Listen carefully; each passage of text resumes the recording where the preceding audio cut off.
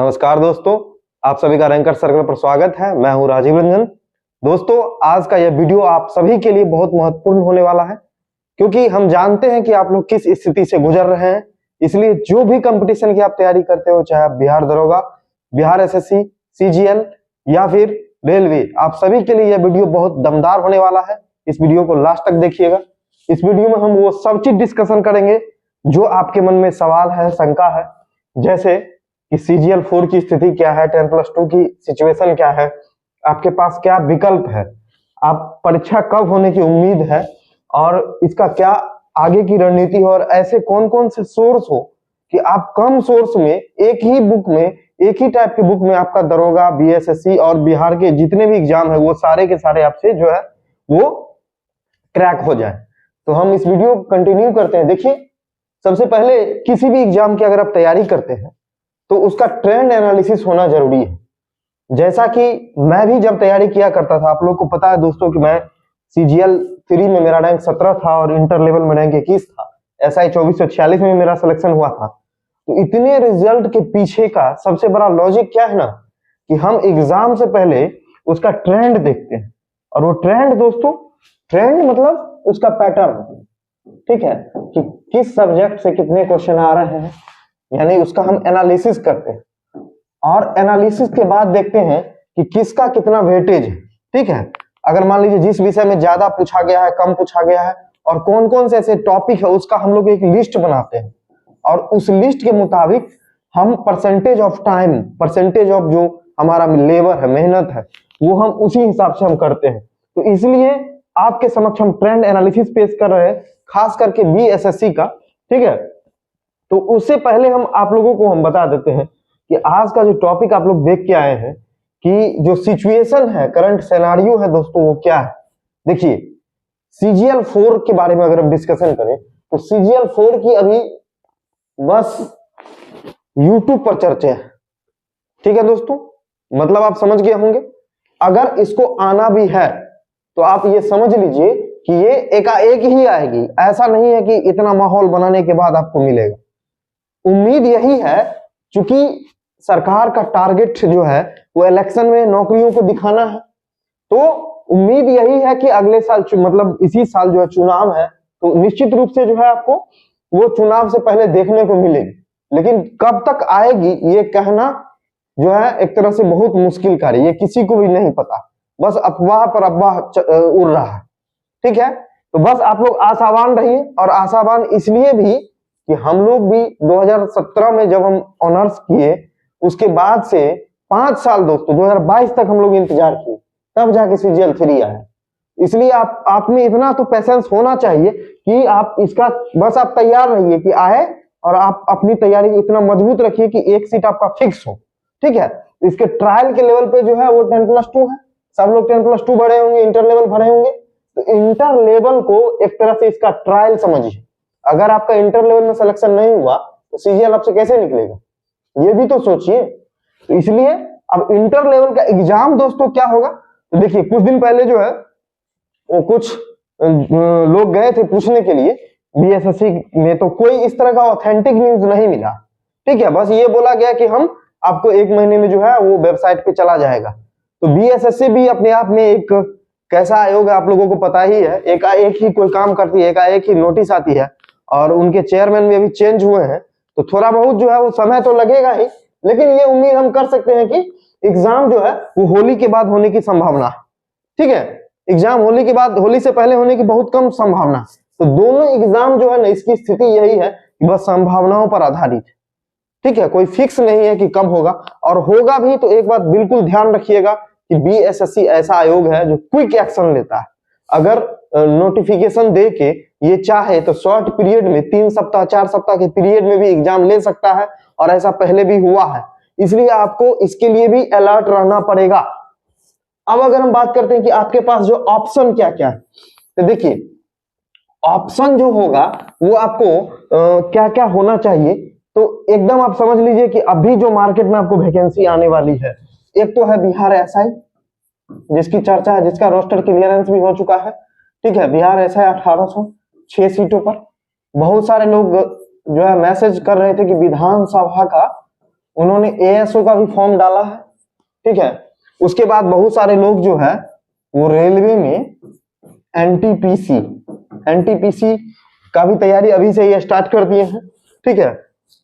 इसके अलावा रेलवे में ही दोस्तों वो लेवल वन की अच्छी खासी वैकेंसी है। उसके बाद दोस्तों अभी बहुत सारे लोगों का जो है वो एएलपी और टेक्नीशियन में भी जो है वो बहुत सारे लोग एग्जाम दिए हैं।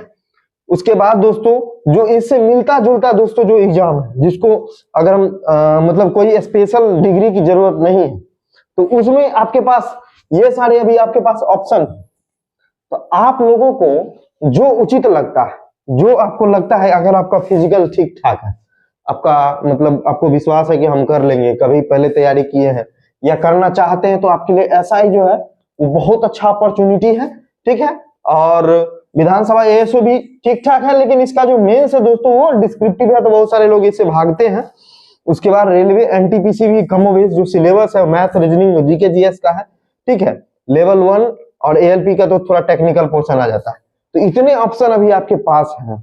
तो अभी जो हम चर्चा करेंगे दोस्तों की रणनीति कैसी अपनाए कि कम से कम आपको ये सारे एग्जाम को कवर करते हुए भी आपका जो बीएसएससी, ठीक है, बीएसएससी है उसका तैयारी होता रहे, चाहे वो 10+2 हो या फिर सीजीएल, ठीक है। तो इसी तरह की रणनीति पर हम लोग काम करेंगे और इसी के लिए वीडियो लाए। तो दोस्तों हम लोग ट्रेंड एनालिसिस की बात कर रहे थे, तो ये बीएसएससी का ट्रेंड एनालिसिस है, जिसमें आप लोग देख सकते हैं सब्जेक्ट वाइज जो है ये मेरे द्वारा ट्रेंड एनालिसिस मैंने किया है। देखिए ये सिर्फ और सिर्फ इंटर लेवल का, ठीक है। इसमें जो है वो सीजीएल का जो है मैंने शामिल नहीं किया है। तो इंटर लेवल में देखिए हिस्ट्री का बहुत ज्यादा वेटेज, ठीक है, हिस्ट्री का, लेकिन हिस्ट्री का 10 से लेकर के और एक बार तो 15 मतलब एक बार तो 18 जो है इसका पूछा हुआ क्वेश्चन है एक बार, ठीक है। तो हिस्ट्री का आप लोग वेटेज देख सकते हैं, मिनिमम इसमें 5 है और मैक्सिमम 18 तक गया है। तो हिस्ट्री का वेटेज जो है देख सकते हैं, और इसमें हिस्ट्री का सेक्शन वाइज वेटेज आप लोग देख लीजिए कि प्राचीन और मॉडर्न इस दोनों का बहुत वेटेज, ठीक है। मध्यकालीन नगण्य के बराबर मध्यकालीन इतिहास जो आप लोग देख लीजिए 1 से 3 क्वेश्चन, लेकिन जो प्राचीन भारत है दोस्तों, प्राचीन भारत है उसमें लगभग 5 से 7 क्वेश्चन पूछे गए हैं अधिकतर बार, और आधुनिक भारत में भी 4 से 8 क्वेश्चन पूछे गए हैं।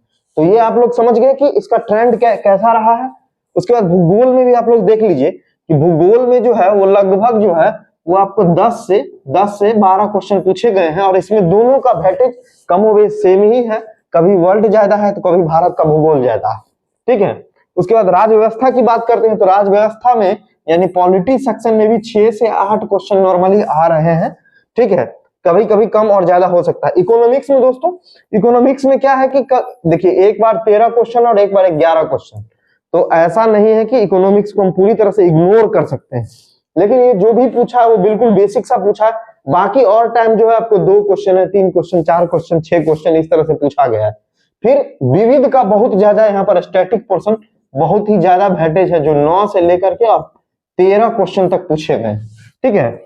उसके बाद अगर हम करंट की बात करते हैं, तो करंट में देखिए एक बार 16 क्वेश्चन, एक बार 14 क्वेश्चन, एक बार 11 क्वेश्चन, आप समझ सकते हैं, एक बार 10 क्वेश्चन, यानी मैक्सिमम अगर हम एवरेज देखें तो मैक्सिमम टाइम 10 प्लस है, एक बार 12 क्वेश्चन है, मतलब 10 प्लस आपको करंट आ ही रहा है, ठीक है।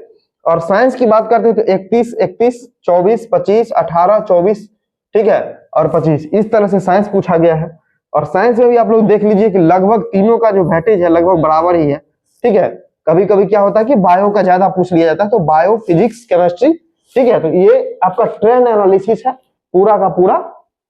तो इसको आप लोग देखने के बाद क्या समझ में आया, इस ट्रेंड को देखने के बाद समझ में आया कि हमारा जो तैयारी का जो सब्जेक्ट रहेगा वो सबसे पहला हम लोग को वेटेज देना है हिस्ट्री पे, दूसरा दोस्तों वेटेज देना आपको स्टैटिक जीके पे, और तीसरा जो दोस्तों आपको वेटेज देना वो ज्योग्राफी पे देना है। ये जीके के सब्जेक्ट में हम बोल रहे हैं। और इसके साथ साथ जो है वो साइंस एक अलग सब्जेक्ट ही है, ठीक है। अगर हम चारों का ऑर्डर देखेंगे तो साइंस में सबसे ज्यादा क्वेश्चन, क्योंकि ये अलग ही सेक्शन है, तो ये चार जो है आपको मेजर पोर्शन जो है एग्जाम के लिए है। बाकी भी पढ़ना है, लेकिन इन चारों को अपने प्रेफरेंस के मुताबिक एकदम जम के पढ़ना है, चाहे आप एसआई की तैयारी करते हो चाहे आप बीएसएससी की तैयारी करते हो, ठीक है। बाकी भी पढ़ना है दोस्तों, उसको इग्नोर नहीं कर सकते हैं। अब देखिए, मैं बात कर रहा था कि ट्रेंड एनालिसिस आप कहां से देखिएगा, तो इसका सबसे बेस्ट जरिया होता है प्रीवियस ईयर क्वेश्चन। और प्रीवियस ईयर क्वेश्चन आपके सामने देखिए बीएसएससी का है और ये आपको बिहार दरोगा का, ये आपको बिहार दरोगा का, ठीक है। तो आप जिस भी एग्जाम की तैयारी करना चाहते हैं एक एक प्रीवियस ईयर क्वेश्चन ले लीजिए, कोई भी पब्लिकेशन कोई भी हो सकता है, जरूरी नहीं कि यही पब्लिकेशन करें, लेकिन एसआई के लिए ये जो है मेरे को बेस्ट लगता है, तो आप ले सकते हैं इसको। लेकिन बीएसएससी के लिए कोई भी ले सकते हैं, जिससे कि आपको प्रीवियस ईयर क्वेश्चन से आइडिया लग जाए कि कैसा पैटर्न आ रहा है और उससे कितना एडवांस क्वेश्चन आ सकता है। अब हम देखते हैं कि लोग जीके जीएस के लिए भी सोर्स को लेकर के बहुत ज्यादा चिंतित रहते हैं। हमको दरोगा देना है, हमको बिहार एसएससी देना है, हमको सीजीएल का तैयारी करना है। तो एक बात आप समझ लीजिए कि बेसिक बुक में आप लोग हमेशा से एक बेसिक बुक के रूप में लूसेंट को रखिए, या फिर अगर जिनके पास क्राउन है तो क्राउन को रखिए, दोनों में से कोई एक ही रखना, ठीक है। और प्लस में प्रैक्टिस के लिए दोस्तों क्या करना है, प्लस में प्रैक्टिस के लिए ऑब्जेक्टिव जो है आपको रखना है, क्या ऑब्जेक्टिव रखना है बुक। और लूसेंट की ऑब्जेक्टिव जो आती है, लूसेंट की ऑब्जेक्टिव आती है, उसको आप लोग लेके और कुछ कुछ जो सब्जेक्ट है, सारा पूरा बुक नहीं बनाना है, बल्कि साइंस का, हिस्ट्री का, ज्योग्राफी का, ये सब आपको जो है वो लूसेंट से प्रैक्टिस कर जाना है, ऑब्जेक्टिव से। और अगर आप किसी टीचर से पढ़ते हैं, उनका अगर आपके पास स्टडी मटेरियल है, बुकलेट है, तब आपको ऑब्जेक्टिव की इस बुक की जरूरत नहीं पड़ेगी, ठीक है। तो आप लूसेंट और उनका जो स्टडी मटेरियल है, प्रैक्टिस बुक है, उससे भी काम आप कर सकते हैं। लेकिन सेल्फ स्टडी से करते हैं तो इतना आप लोग जरूर कर लीजिएगा, ठीक है। अब देखिए, साइंस चूंकि अलग सब्जेक्ट के रूप में आता है बीएसएससी में भी, और साइंस बहुत सारे लोगों को समस्या भी होता है, तो साइंस का एक बुक जो है आपको जरूरत पड़ेगा। तो उस जरूरत में आप क्या करना है कि एक दृष्टि का क्विक बुक आता है, इसको आप लोग को ले लेना है, या फिर रुक्मिणी पब्लिकेशन का बीएसएससी के लिए बुक आता है, इसको आप लोग ले सकते हैं। लेकिन दोनों में क्या डिफरेंस है, तो देखिए, ये जनरल बुक है, इसमें आपको दरोगा हो, बीएसएससी, सारे कॉन्सेप्ट इसमें आपको काम आएंगे। इसमें क्या है कि थोड़ा सा प्रैक्टिकल अप्रोच बीएसएससी की तरफ दिया गया है। और इसका जो कुछ कुछ जो चैप्टर है दोस्तों, जैसे बायो वगैरह का जो चैप्टर है, उसका लैंग्वेज जो है ना वो इजी नहीं है, मतलब क्लिष्ट भाषा है, उसको समझने में थोड़ा दिक्कत होगा। मैंने इसको पढ़ा है, इसलिए मैं आपको बता रहा हूँ। तो आप लोग देख लीजिए, जो आपको सुविधाजनक लगे वो आप लोग ले सकते हैं, कोई दिक्कत नहीं। इसके अलावा भी अगर कोई पब्लिकेशन की बुक है आपके पास साइंस स्पेशल पहले से, और आप उसको पढ़ के रखे हुए हैं, मतलब पढ़े हुए हैं पहले से, तो जरूरत नहीं है ये लेने की। इसका मतलब ये नहीं है कि मैं जो बोलूं वही आप लीजिए, बस स्पेशल बुक होनी चाहिए अच्छी पब्लिकेशन की। अब देखिए, अब हम लोग आते हैं कि जो मैथ का एनालिसिस है, बहुत सारे लोगों को जो है ना मैथ से डर लगता है, मैथ से जो है वो फोबिया है, ठीक है। चाहे वो दरोगा के कैंडिडेट हो, चाहे वो मतलब बीएसएससी कैंडिडेट हो। आप लोग जानते हैं कि बीएसएससी में 25 नंबर का मैथ पूछा जाता है, और दरोगा में जो है दोस्तों 10 से 12 नंबर का मैथ आता है, ठीक है। तो आपको उसमें अर्थमेटिक जो होता है ना, अंक गणित का चैप्टर, उसी से 90% क्वेश्चन आता है, ठीक है। एडवांस से 9 के बराबर क्वेश्चन आता है, एक आध आता भी है तो बहुत आसान फार्मूला आधारित क्वेश्चन रहता है। तो आप लोग देख लीजिए कि कौन कौन सा चैप्टर। देखिए, नंबर सिस्टम बहुत इंपॉर्टेंट चैप्टर, उसके बाद दशमलव, उसके बाद प्रतिशत, अनुपात, समानुपात, औसत, ब्याज मतलब साधारण ब्याज, चक्रवृद्धि ब्याज जो भी है, उसके बाद लाभ हानि, मिश्रण, ठीक है। इतना जो चैप्टर है दोस्तों, और समय और दूरी, और समय एलसीएम एचसीएफ, ठीक है। एलसीएम एचसीएफ को समय और कार्य, एज से रिलेटेड, पाइप एंड टंकी, वर्गमूल, घनमूल। तो इससे जो है एकदम बहुत ज्यादा क्वेश्चन पूछा गया।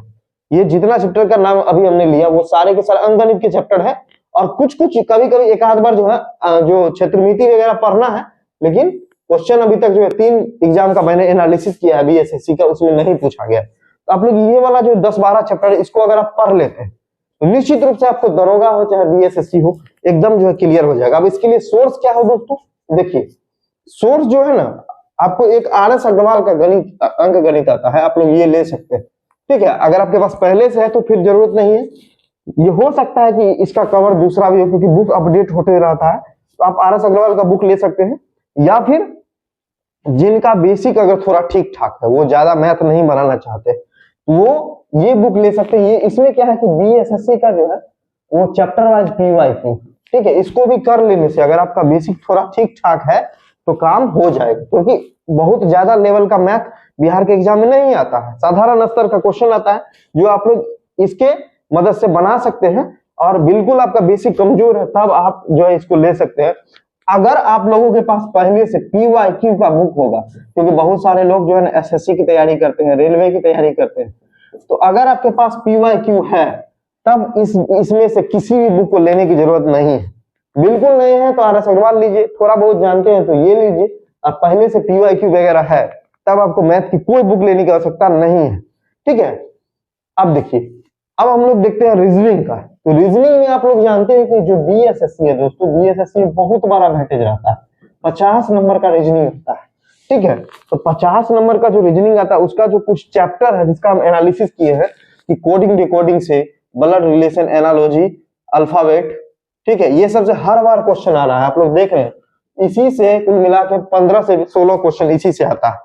ठीक है, उसके बाद मैथमेटिकल ऑपरेशन है, ठीक है, उसके बाद क्लॉक से आता है, मिसिंग नंबर से भी अच्छा खासा क्वेश्चन आता है, लेटर सीरीज, नंबर सीरीज, उसके बाद जो ऑड सिलेक्शन होता है, सीक्वेंस एंड सीरीज होता है, पिक्चर सीरीज होता है, पेपर कटिंग होता है, पेपर फोल्डिंग होता है, वाटर इमेज, मिरर इमेज होता है, फिगर काउंटिंग होता है, ठीक है, उसको स्टेटमेंट बेस्ड क्वेश्चन होता है, डायरेक्शन होता है और डाइस होता है। तो इतना जो चैप्टर है लगभग जो है इसमें, लगभग इसमें 15 चैप्टर के आसपास है। तो ये 15 बहुत मोस्ट इंपोर्टेंट चैप्टर है, जिससे जो अभी तक जो एग्जाम में पूछा गया, देख लीजिए, अब 4 बार का एग्जाम का लिए है एनालिसिस, और एक बार जो है BSSC मेंस जो लास्ट टाइम 2020 में हुआ था उसका एनालिसिस हम किए हैं कि किससे कितना क्वेश्चन आया है। तो ये सारे चैप्टर को आपको एकदम अच्छे से बनाना है। ठीक है दोस्तों, उसके बाद देखिए इसका सोर्स क्या का हो, तो रीजनिंग में कोई शॉर्टकट नहीं चलेगा। अगर आपका रीजनिंग कमजोर है तो आप BSSC में सिलेक्शन भूल जाइए। ठीक है, SI में भी क्या होता है कि जरूरी नहीं कि सारा मैथ ही पूछे, 2-4 रीजनिंग भी दे देता है। तो SI के लिए तो उतना नहीं, लेकिन BSSC के लिए एकदम मोस्ट इंपोर्टेंट है। तो इसमें देखिए, एक तो आपके पास PYQ होना चाहिए, अगर आपके पास है तो कोई बात नहीं। ठीक है, ये रेलवे का या SSC का भी हो तो चलेगा। ठीक है, और अगर आपके पास रीजनिंग का अच्छा प्रैक्टिस है, मतलब आप पहले से जानते हैं, आप बस रिवाइज करना चाहते हैं, तो ये बुक आती है PYQ पर, जो है वो लगभग 2400 क्वेश्चन है चैप्टर वाइज इसमें, इसको बना लीजिएगा। BSSC का सारा PYQ है, उसी टाइप का प्रैक्टिस है, इसको बना लीजिएगा तो आपका काम लगभग हो जाएगा। इसके बाद आपको प्रैक्टिस है, और अगर आप शॉर्टकट में आप चाहते हैं कि बस हम थ्योरी जान लें, ठीक है, तो और उसके बाद खुद से हम प्रैक्टिस करेंगे, सेट प्रैक्टिस, तब उसके लिए ये वाला बुक आप ले सकते हैं। ठीक है, उसके लिए ये वाला बुक ले सकते हैं, मतलब आप समझ रहे हैं, बुक लेना है कोई एक ही, लेकिन जरूरत अलग अलग लोगों के हिसाब से अलग अलग। अगर आप बिल्कुल बढ़िया से चाहते हैं बनाना, टाइप वाइज क्वेश्चन हो, हर एग्जाम में काम आए, रेलवे में काम आए, बिहार SSC में काम आए, उसके बाद आपका कोई भी एग्जाम दे रहे हो तो तब आप प्रीवियस ईयर लीजिए। ठीक है, ये आपको मल्टीपल बुक है, थोड़ा मोटा बुक पड़ेगा, लेकिन सब काम। अगर आप सिर्फ BSSC की तैयारी करते हैं, थोड़ा बहुत बेसिक नॉलेज है, तब आप ये वाला बुक लीजिए, ये जो आप लोग देख रहे हैं ये वाला। और अगर आप चाहते हैं कि नहीं हमको थ्योरी पोर्शन चाहिए, जैसे नहीं होता है कोई फॉर्मूला या शॉर्टकट या मेथड या टाइप, अगर आपको पता चल जाए तब आप ये वाला बुक ले सकते हैं। ठीक है, लेकिन इसमें क्वेश्चन प्रैक्टिस दोस्तों नहीं मिलेगा, इसमें थ्योरी ही जो मोस्टली है, क्वेश्चन बहुत कम है। और रीजनिंग जो है, मैथ रीजनिंग जो प्रैक्टिस का गेम है, ये बात आप लोग जानते हैं। अब देखिए, अब क्या है कि अब बहुत सारे लोगों को जो है कंफ्यूजन है कि हम पढ़े तो पढ़े कैसे, पढ़े कैसे। तो सबसे पहली बात कि अगर आपको, देखिए दोनों में हम डिफरेंस बता देते हैं। एक तरफ हम ले लेते हैं BSSC और एक तरफ ले लेते हैं बिहार SI। बिहार SI, इस दोनों में चूंकि मैक्सिमम लोग जो है वो इसी की, और एक तरफ देखिए, एक तरफ जो हम लोग ले लेते हैं रेलवे। ठीक है, इस तीनों का हम लोग थोड़ा सा तुलना कर लेते हैं कि किसमें क्या क्या जरूरत है। देखिए, अगर आप BSSC की तैयारी कर रहे हैं तो सबसे पहला आपको ठीक होना चाहिए रीजनिंग, रीजनिंग एकदम तगड़ा होना चाहिए। दूसरा आपको ठीक होना चाहिए क्या, जीके, जीके। और तीसरा आपको ठीक होना चाहिए साइंस, साइंस और मैथ। अब यहां पर क्या है कि चूंकि स्कोप जो है वो रीजनिंग में 50 नंबर में, रीजनिंग में 50 नंबर में आपका स्कोप कितना, 50 में आपको कम से कम 45 प्लस स्कोप है, मैथ में भी आपको 22 प्लस स्कोप है। ठीक है, जीके में और साइंस में थोड़ा कम स्कोप है, लेकिन आपको ये टारगेट जो है, ये आप समझ लीजिए कि मैथ रीजनिंग मिला के आपको कम से कम 70 प्लस अगर आप लाते हैं तब आप बहुत अच्छी स्थिति में, इसके बिना सिलेक्शन होना संभव नहीं है। वही हाल, सेम टू सेम हाल आपको जो है होने वाला है रेलवे में, क्योंकि आप लोग जानते हैं कि रेलवे में भी मैथ रीजनिंग और जीके, या यहाँ पर जीए बोला जाता है, जनरल अवेयरनेस, जिसमें सब चीज मिक्स आता है, तो इसका हल रहता है। ठीक है, तो कमो बेस यहाँ भी आपको मैथ और रीजनिंग का बादशाह बनना पड़ेगा, एकदम क्लियर समझ लीजिए। और जीके में थोड़ा यहाँ पर जो है ना स्टैटिक और करंट टाइप से ज्यादा आता है, स्टैटिक और करंट टाइप से ज्यादा क्वेश्चन आता है। ठीक है, और इसका पीवाईक्यू देखिएगा रेलवे का, तो इसका अपना एक स्टैंडर्ड होता है। बीएसएससी का मैथ बहुत आसान होता है, इसका मैथ बहुत आसान नहीं होता, इसमें एडवांस लेवल के भी अच्छे क्वेश्चन आते हैं। उसी तरह से रीजनिंग में भी जो है, इसमें जो है मतलब एक तरह से जो प्रचलित टॉपिक है उससे क्वेश्चन पूछे जाते हैं, जबकि रेलवे में ऐसा नहीं। रेलवे में हर टॉपिक के कुछ ना कुछ क्वेश्चन आते ही आते हैं। जीए में भी ये परंपरागत क्वेश्चन पूछता है यहाँ पर बीएसएससी, लेकिन ये परंपरागत क्वेश्चन नहीं पूछ के स्टैटिक और करंट में जो चल रहा है उस पर ज्यादा फोकस मारता है रेलवे। तो दोनों का जो है आप लोग समझ गए होंगे कि नेचर कैसे अलग है। लेकिन अगर बिहार एसआई की दोस्तों बात करते हैं, तो बिहार एसआई एक तरह से समझ लीजिए कि जीके किंग एग्जाम है। ठीक है, जीके किंग, जो जीके में किंग, जीके जीएस में, उसी का यहाँ पर सिलेक्शन होने जा रहा है। और कट ऑफ आप लोग जानते हैं कि पिछली बार का जो कट ऑफ था, दोस्तों वो 81 प्लस था, 81 प्लस था। आप लोग सोच सकते हैं कि कट ऑफ कितना जा रहा है। ठीक है, तो इसलिए आपको यहाँ पर कोई कोताही नहीं बरतनी। यहाँ पर आप समझ लीजिए कि जितना बीएसएससी में पढ़िएगा और जितना रेलवे में पढ़िएगा उतना मिला के यहाँ पर पढ़ना पड़ेगा। यहाँ पर किसी भी सब्जेक्ट में आप कोताही नहीं बरत सकते। ठीक है, यहाँ पर चाहे आपका मतलब हिस्ट्री हो, चाहे आपका ज्योग्राफी हो, चाहे आपका साइंस हो, चाहे आपका पॉलिटी हो, ठीक है, तो ये, और चाहे आपका करंट अफेयर्स हो, ये 5 सब्जेक्ट जो है वो एकदम आपको टिप पर, फिंगर पर रहना चाहिए एकदम अच्छी तरीके से। इन चीजों को पढ़ना है। अब पढ़ने के बाद एक और महत्वपूर्ण चीज होता है, वो होता है प्रैक्टिस। तो प्रैक्टिस के लिए देखिए, प्रैक्टिस के लिए क्या, कैसे कैसे कौन कौन सा सोर्स आप लोग इस्तेमाल कर सकते हैं। तो देखिए, एक तो बीएसएससी का सेट आता है, उसको आप लोग, मतलब ये एसआई का सेट है। ठीक है, उसके बाद बीएसएससी का डिफरेंट पब्लिकेशन का सेट आता है, उसको आप लोग ले सकते हैं। बीएसएससी का जो है रैंकर सर्कल का भी टेस्ट है, इसको भी ले सकते हैं। ठीक है, तो ये जो सारी चीजें हैं, ये करना है कब, जब आपकी तैयारी 50% प्लस हो जाए। ठीक है, तब आपको करना है, रेगुलर बेसिस पे करना है, कम से कम वीक में 2 टेस्ट लगाना है और फुल एनालिसिस करना है। गलत क्वेश्चन को कॉपी में नोट करना है, उसको जो है बार बार रिवाइज करना है। तो इस तरह से आपको करना है। कुछ हमारी तरफ से जो है सजेशन है कि जब आप इस तरह से, जब आप ऊहापोह की स्थिति में हो, ठीक है, ऊहापोह की स्थिति में है, तो आपको रुकना नहीं।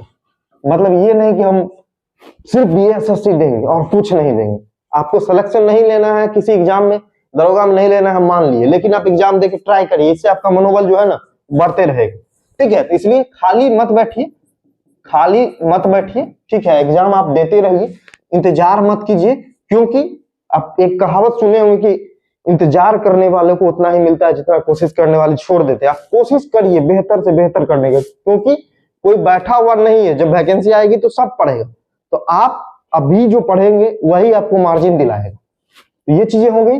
दूसरा आपका क्या है कि आपको जो फोकस जो है ना दोस्तों, वो कोर सिलेबस पर करना है। कोर सिलेबस मतलब जो चीज अभी हमने बताया कि ऐसे ऐसे एनालिसिस कीजिए, ऐसे ऐसे पढ़िए। ठीक है, तीसरी चीजें ये है ना कि आप स्कोर के पीछे मत भागिए। स्कोर मतलब अभी क्या आ रहा नहीं आ रहा उससे नहीं मतलब, आप अपना क्वालिटी जो है ना इंप्रूव कीजिए। आपको याद कितना हो रहा है, प्रैक्टिस कितना कर रहे हैं, रिवीजन कितना कर रहे हैं, कमांड कितना बन रहा है आपका सब्जेक्ट पर, इस पर ध्यान देना। ठीक है, चौथी चीजें हैं, जो कुछ चीजें होती है दोस्तों, वो प्रैक्टिस से आती है। उसको आप लोग रटने पर ध्यान मत दीजिए। प्रैक्टिस करने का मतलब कुछ चीजें, जैसे कि मान के चलिए कि आपको मैथ है, ठीक है, उसके बाद रीजनिंग है, ठीक है, उसके बाद आपको साइंस का कुछ पोर्शन है। ठीक है, ये चीजें आपको बार बार प्रैक्टिस से ही आए। और 5वीं बात जो है दोस्तों कि जीके जीएस को याद करने का कई तरीका हो सकता है। चाहे आप क्विज कीजिए, चाहे आप ग्रुप डिस्कशन कीजिए, चाहे आप जो है क्लब में जाइए, ठीक है, चाहे आप प्रैक्टिस कीजिए। ठीक है, लेकिन इन सभी तरीकों में एक चीज कॉमन है कि आप तभी आपका स्कोर इंक्रीज करेगा जब आप गलती को कम कीजिएगा। ठीक है, और गलती को कम करने का उपाय है कि आप रिवीजन कीजिए, निरंतर पढ़िए, कंटिन्यू रहिए। और दूसरी बात है कि जो भी गलती हो रहा है उसका नोट्स बनाते चलिए और उसमें निरंतर जो है आप जो है उसको रिवाइज करते रहे। ठीक है, तो ये मूल रूप से मेरा कुछ सजेशन है, इसको अगर आप लोग मानते हैं, ठीक है। और इसी सब के लिए, इसी सब की बेहतरी के लिए जो है बहुत ही जल्दी रैंकर सर्कल, बहुत ही जल्दी जो है रैंकर सर्कल क्या करने वाला है, आप सभी की सुविधा के लिए बहुत ही बड़ा अनाउंसमेंट करने वाला है, जो बिल्कुल आपको प्रैक्टिस करवाएगा। अभी फिलहाल में क्या चल रहा है, अभी फिलहाल आपको टॉपिक वाइज क्विज स्टार्ट कर दिया गया है, टॉपिक वाइज क्विज स्टार्ट कर दिया गया, लेकिन और डेली करंट अफेयर्स जो आने वाले सभी एग्जाम के लिए इंपॉर्टेंट है उसको भी स्टार्ट किया गया है। लेकिन बहुत ही जल्दी जो है और भी बहुत कुछ होने वाला है, आप लोग इंतजार कीजिए, पैसेंस के साथ पढ़ते रहिए। और कुछ भी होता है, कोई भी समस्या आती है तो आप लोग जरूर जो है वो हमसे जुड़िए, कमेंट कीजिए। हम बीच बीच में जो ऑनलाइन मीटिंग भी आयोजित करते हैं, हम अपने जो सिलेक्टेड साथी हैं उनको भी बुलाते हैं, उनसे सीधे आप इंटरेक्ट कर सकते हैं और अपना जो क्वेश्चन है 1 to 1 फेस कर सकते हैं। और in general competition field, general competition के क्षेत्र में आपको इस तरह की जो सुविधाएं निःशुल्क और गाइडेंस जो है वो हमारे द्वारा प्रोवाइड किया जाता है। इसलिए आप लोग जो है वो जुड़िए और ज्यादा से ज्यादा लोगों तक जो है वो हमारे चैनल को प्रोत्साहित कीजिए, बढ़ाइए, ताकि हमें भी इससे मोटिवेशन मिल सके। Thank you for watching today's video.